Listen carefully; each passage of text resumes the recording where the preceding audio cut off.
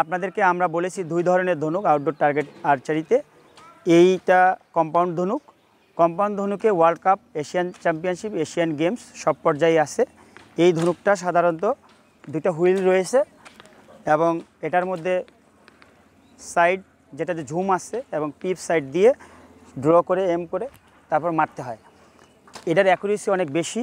আমার পিছনে যাদেরকে দেখতেছেন এরা সবাই কম্পাউন্ড শুটার এবং এরা জাতীয় পর্যায়ে সব পদক প্রাপ্ত এবং একেবারে নতুনও রয়েছে।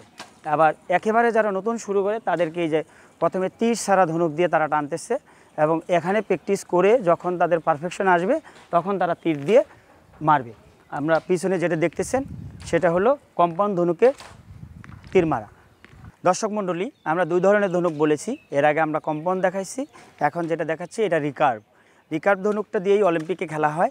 এটা রিকার্ভ ধনুক, একটা ফুল কমপ্লিট সেট এবং বিশ্বের সবচেয়ে আধুনিক একটা ধনুক। এই ধনুকের আপনারা এই পাশে যেটা দেখতেছেন এটা লিম। এটাই মূলত তীরের স্পিডটাকে তৈরি করে এবং তীরটাকে যথাস্থানে যাওয়ার জন্য সহযোগিতা করে। এখান থেকে এইটুকু হলো মেন বডি, এটারে আমরা রাইজার বলি। রাইজার ধনুকের মেন, এটার মধ্যেই সব কিছু সংযোগ থাকে, এটা মেন বডি।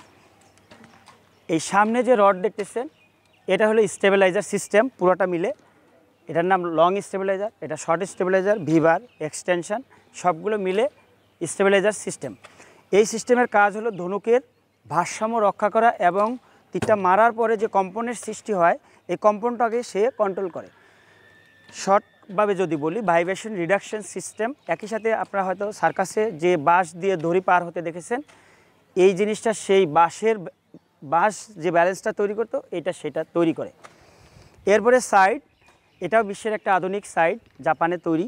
এই সাইডটা দিয়েই মূলত টার্গেটের দিকে তাকানো হয়। তীর দিয়ে কেউ টার্গেটে তাকায় না, টার্গেটে তাকায় সাইড দিয়ে।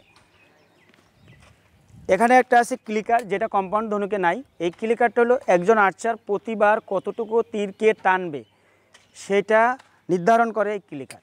প্রতিবার এটার ভিতর দিয়ে তীরটা টানার পরে এখান থেকে যখন তীরটা পড়ে যায় তখনই তীর শ্যুট করে। তাতে প্রত্যেকবার একই সমান টানতে পারে, মানে কম বেশি হয় না। আর কম বেশি হলে তীর আপ ডাউন হবে। যেখানে আমরা দড়ি এটাকে বলি গ্রিপ। এখানে অ্যারোরেস্ট আছে, যেখানে অ্যারোরেস্টটা থাকে। আর এটা স্টিং বা দড়ি, স্টিং ইংরেজিতে বলে, বাংলায় দড়ি। এটাই মূলত ধনুকের সবগুলা পার্ট।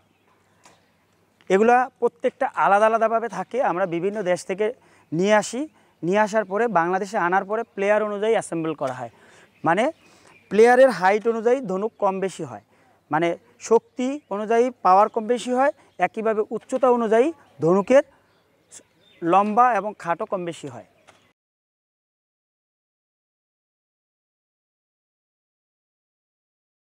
এখন আপনাদের আমরা দেখাবো সেটা হলো টার্গেট ফেস। ওই 70 মিটার আগে থেকে যে তীর মারছে এটা 70 মিটার দূরত্বের তীর, এই টার্গেট ফেস এটার নাম। এই ফেসটা প্রত্যেকটা পয়েন্ট 6.1 সেন্টিমিটার ডায়ামিটারে। তার মানে পুরোটা এখান থেকে এখানে পর্যন্ত 2 ফিট, এখান থেকে এখান পর্যন্ত 2 ফিট, এখান থেকে এই মাছ পর্যন্ত 2 ফিট, এখান থেকে এইটুকু 2 ফিট। প্রত্যেকটা 10 থেকে 1 পর্যন্ত পয়েন্ট। এটা 10, 9, 8, 7, 6, 5, 4, 3, 2, 1। এর বাইরে যদি মারে সেক্ষেত্রে সেটা মিস হবে।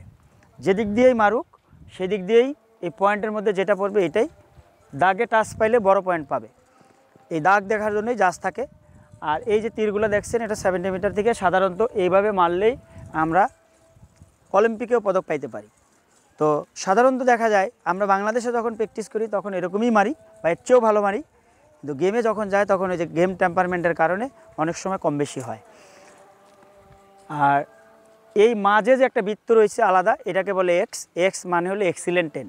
প্লাস হলো এটা এক্সিলেন্ট 10 যদি প্লাসে পড়ে, যদি কখনো দুইজন প্লেয়ারের যখন নকআউট পর্ব খেলা হয়, দুইজন প্লেয়ারের যদি পয়েন্ট সমান হয় সেক্ষেত্রে ওদের এটা সেট পয়েন্টে খেলা হয়। সেট পয়েন্টে যখন খেলা হয় দুজনের যদি 5 পয়েন্ট হয় তখন একটা করে তীর মারার সুযোগ দেয়। তো একটা করে তীর মারলে যার পয়েন্ট এক্স থেকে কাছে থাকবে সে উইনার হবে। আরেকটা হলো দেখা গেল কি আমরা একই সাথে হয়তো 100 জনের র্যাঙ্কিং তৈরি হয়েছে। তো র্যাঙ্কিং তৈরি একজনের দেখা গেল কি 2 জনের স্কোর সমান, তখন দেখবে যে X10 কার বেশি। যদি এক্স 10ও সমান হয় তখন দেখবে যে এক্স কার বেশি, যার এক্স বেশি থাকবে সে আগে র্যাঙ্কিং পাবে। এই এক্সিলেন্ট 10 এই দুই জায়গায় কাজে লাগবে। একটা হলো যদি শুট অফ হয় তখন, আরেকটা হলো যদি দুইজনের স্কোরই সমান হয় তখন কে আগের র্যাঙ্কিং দাঁড়াবে, এটার জন্য এই এক্সিলেন্ট 10 ব্যবহার হয়।